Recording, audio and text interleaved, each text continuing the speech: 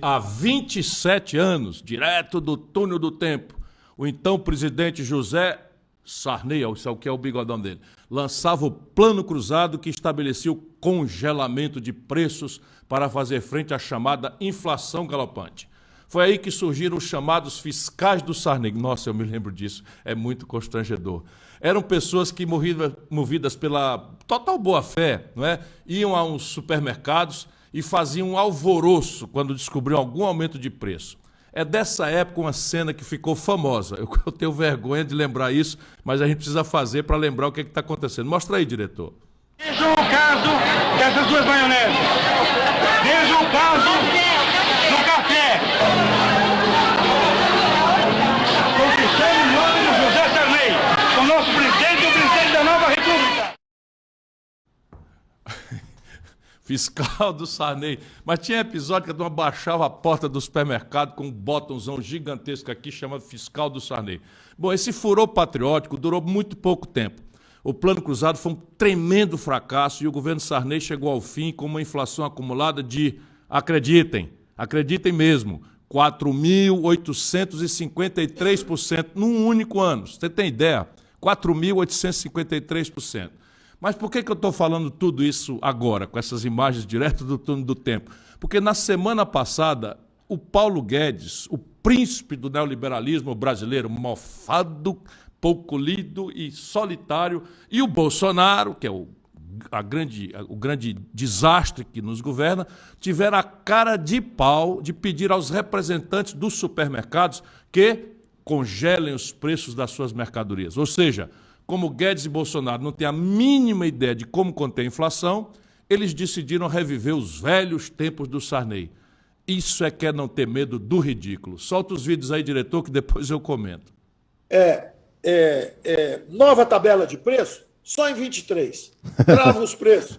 Vamos parar de aumentar o preço aí 2, 3 meses. Nós estamos numa hora decisiva para o Brasil.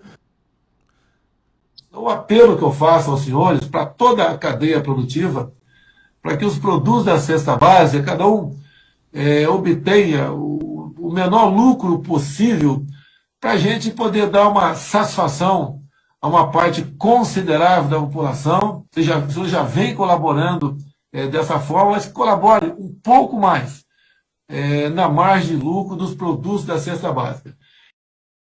Bom, o Guedes sabe que isso não resolve nada, que ele e o Bolsonaro fracassaram com uma política econômica cheia de gravíssimos erros. E eles agora querem tapar o sol com a peneira. E enganar o povo é dizer 2, 3 meses. Está entendendo? Enganar o povo até as eleições. Não é por acaso que isso acontece no momento em que 2 estudos confirmam que a vida dos brasileiros, olha, vai de mal a pior. Eu todo dia estou procurando chamar a atenção das pessoas. Na verdade, com exceção dos bolsonaristas mais boçalizados, mais fanatizados, ninguém em sã consciência ignora isso. É só botar o pé para fora de casa para perceber que o número de pessoas pedindo esmola nas ruas é cada vez maior. Muitas e muitas vezes são crianças que deveriam estar numa escola, mas estão ali, em cruzamentos, vendendo balas ou na frente de supermercados, à espera de um trocado, de um alimento, de qualquer coisa. É de partir o coração, é de encher o coração de tristeza e de revolta contra os donos do poder que condenam milhões e milhões de famílias ao mais completo desamparo. Até quando, minha gente? Até quando, meu Brasil? Bom, mas vamos aos números. Segundo o IPEA, o Instituto de Pesquisa Econômica Aplicada, 33 milhões. Por favor, não deixe esse número entrar no ouvido e sair pelo outro. São pessoas de carne e osso, são crianças, são idosos, são pessoas vulneráveis, fragilizadas, adoecidas. 33 milhões de pessoas passam fome no Brasil. E mais de 125 milhões de pessoas. Ô, meu Brasil amado, não deixe esse número passar de um pé do ouvido para o outro. Eu te peço, para um pouquinho para pensar. 125 milhões de brasileiros comem muito menos do que é o mínimo necessário. Ou seja, 6 em cada 10 brasileiros estão vivendo hoje em situação de insegurança alimentar. Isso num país que é uma das maiores economias do mundo e, vergonha das vergonhas, o maior produtor de alimentos do planeta Terra. Que vergonha, Que indignação que eu sinto, meu Deus do céu. Mas não para aí não. Depois dessa pesquisa do IPEA, foi a vez do IBGE divulgar os dados da última PNAD. PNAD é a Pesquisa Nacional por Amostra de Domicílios, que funciona como uma verdadeira radiografia da vida dos brasileiros. Aí temos outra confirmação da tragédia extensa que nós estamos vivendo. A remuneração média, presta bem atenção, meu irmão, a remuneração média de metade da nossa população é de R$ 421 por mês. Isso mesmo que você ouviu. A remuneração média da metade do povo brasileiro é de míseros R$ 421 por mês, o que dá cerca de 1/3 do nosso salário mínimo, que já é o segundo pior da América do Sul. Só perde para a caótica Venezuela.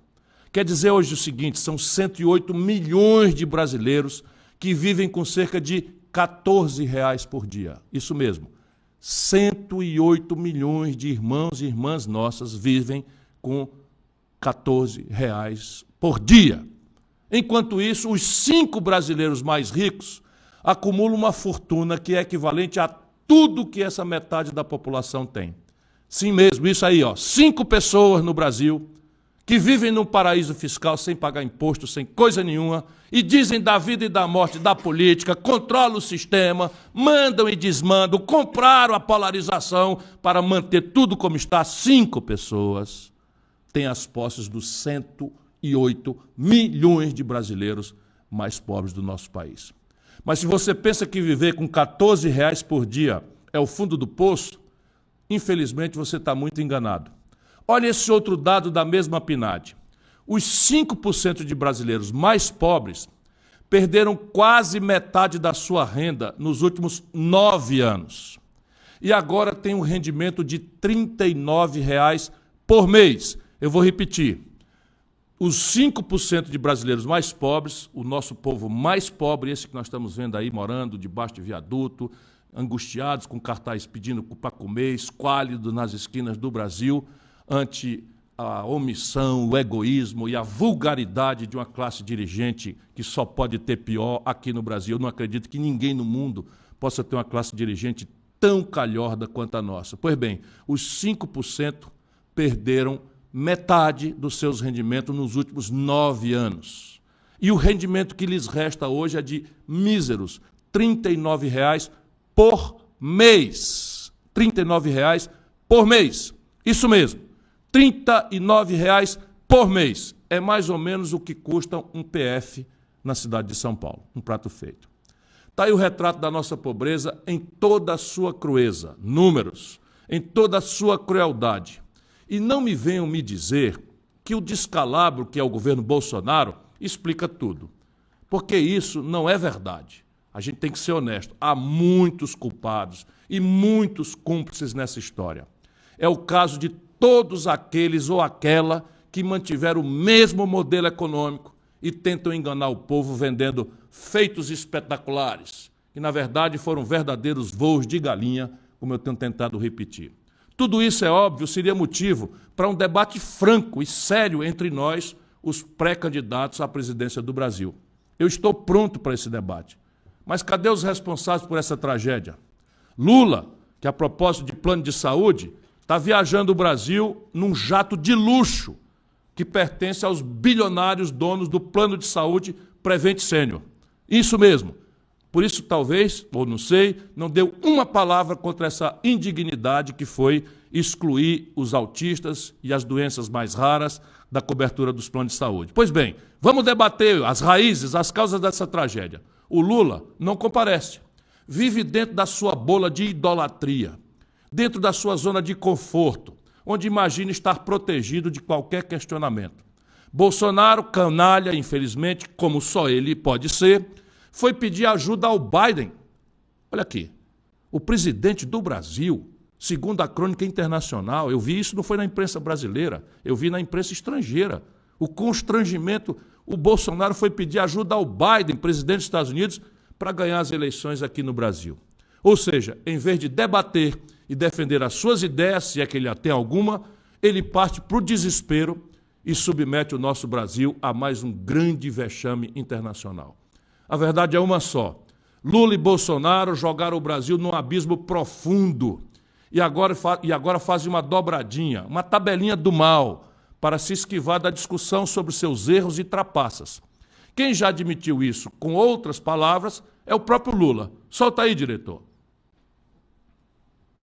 Eu preferi a polarização que eu tinha com o PSDB, com o Fernando Henrique Cardoso, com o Alckmin, porque era um debate mais democrático. Agora, o fato de ser o Bolsonaro facilita a nossa vida, porque a gente quer acabar com o fascismo nesse país. Ou seja, na boca do senhor Luiz Inácio Lula da Silva, aquilo que eu já sei há muito tempo. O quanto pior, melhor. A gente acha melhor, a gente gosta, diz o Lula, a gente prefere o Bolsonaro no segundo turno. Enquanto isso, milhões de brasileiros de boa fé, levados aí pela enganação, acham que o Lula tem alguma coisa verdadeiramente sincera contra o Bolsonaro. Ele tem uma coisa verdadeiramente sincera: a goela pelo poder. Ele quer o poder a qualquer custo, a qualquer preço. Mesmo que para isso o Brasil vá a esses números.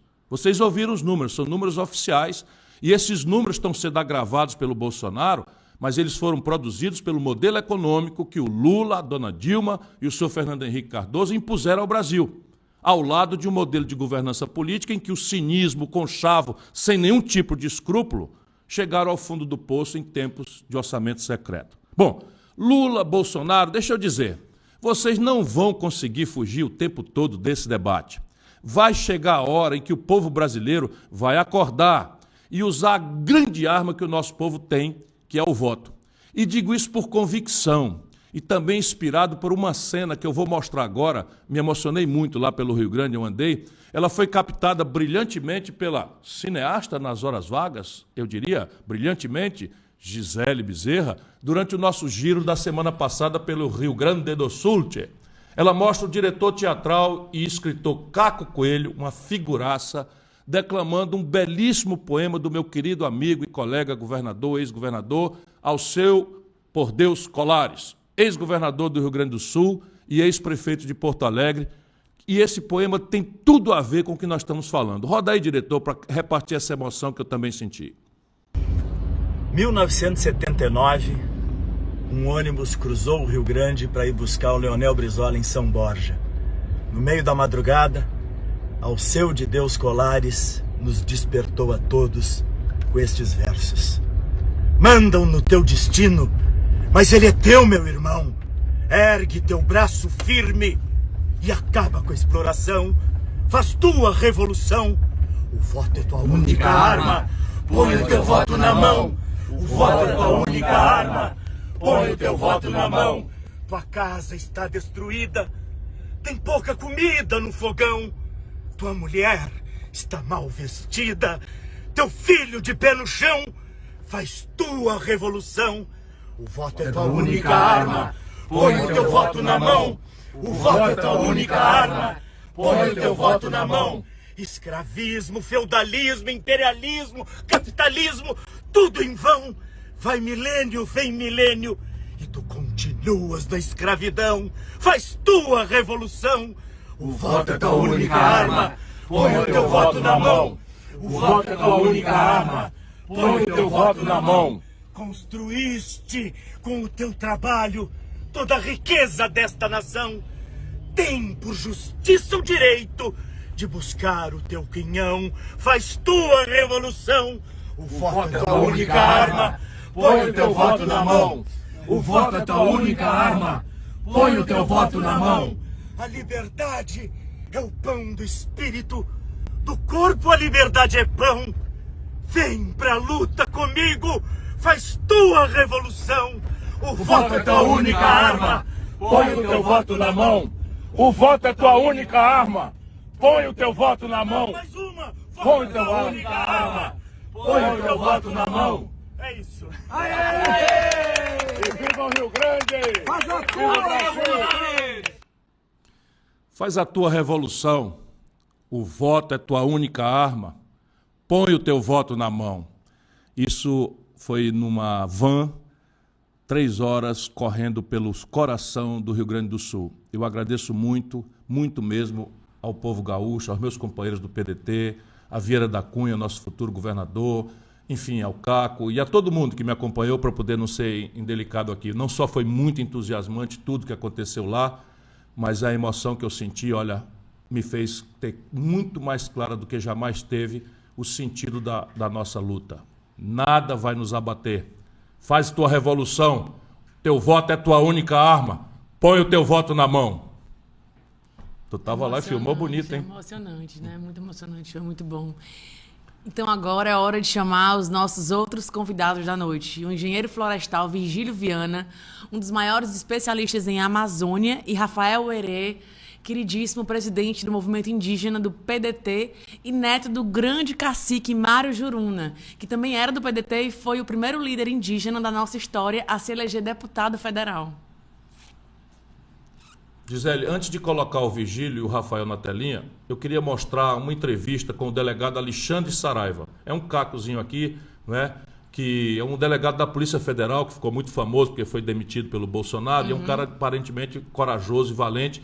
E ele dá um panorama muito alarmante sobre o que está por trás do desaparecimento e provável assassinato, infelizmente, de um indigenista, funcionário da FUNAI, pai de 2 crianças, e um jornalista estrangeiro do The Guardian, que escreve para jornais do mundo inteiro, no Vale do Javari, ali por perto de Taguatinga, na fronteira do Brasil com o Peru. Taguatinga está perto da Colômbia, é uma fronteira tríplice ali. Enfim, o Brasil é muito grande.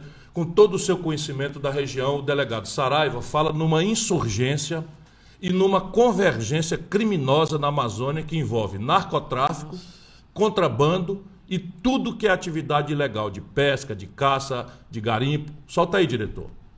Eu agora acho que é uma investigação clássica de homicídio, só que com a dificuldade da região ser muito ampla, muito grande, e em qualquer investigação de homicídio, as primeiras 48 horas, quanto mais tempo passa, ela se torna mais complexa. Então, eu não sei os detalhes do que estão fazendo para investigação de homicídio, mas o contexto que levou à ocorrência dessa tragédia, ele continua lá.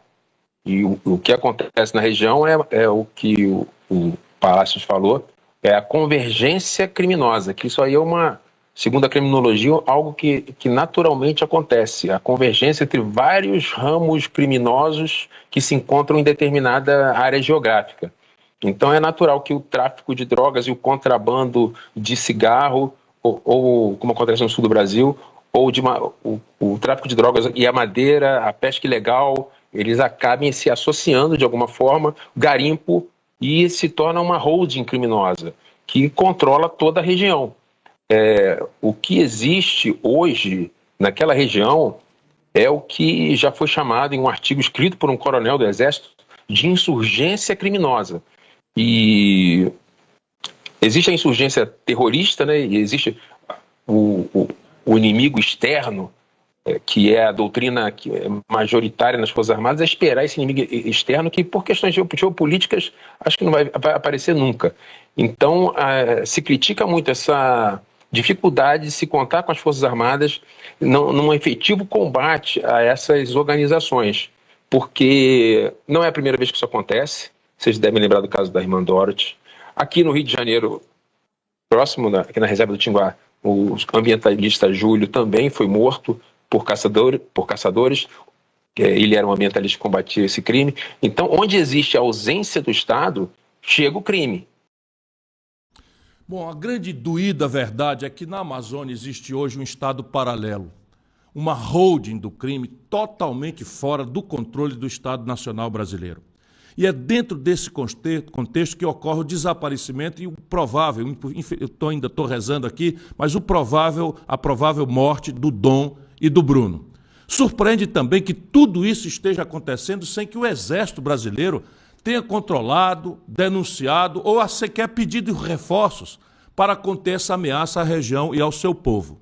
Há uma omissão generalizada e criminosa que deixa que essa parte imensa do território nacional brasileiro, tão estratégica, caia nas mãos de uma holding criminosa dessa natureza.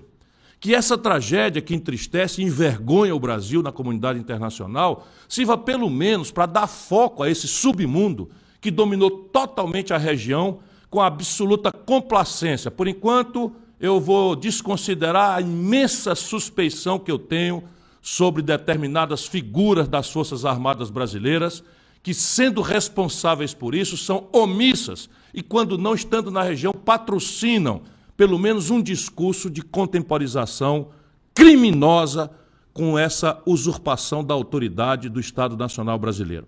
Porque, segundo o mesmo delegado Saraiva, um dos braços criminosos dessa holding, o de contrabando de madeira, é acobertado por importantes parlamentares de Brasília e pelo ex-ministro do Meio Ambiente, que está respondendo por contrabando de madeira. E ele, o delegado Saraiva, chega a citar vários integrantes desse centrão, como a deputada Carla Zambelli, conhecida, notória Carla Zambelli, os senadores Zequinha Marinho, Telmário Mota, Messias de Jesus e Jorginho Melo. Estão aí os nomes. Atenção, general Heleno, faça alguma coisa, o senhor é responsável. O senhor é um homem que foi comandante do quartel lá em Tabatinga, deixou alguma memória, algum laço, alguma coisa de conveniência que nós não estamos sabendo? Se não deixou, haja, tome providências. Essa é a sua responsabilidade, porque o seu chefe só faz todo dia dar o mau exemplo. Bom, está feita a denúncia, o nome aos bois.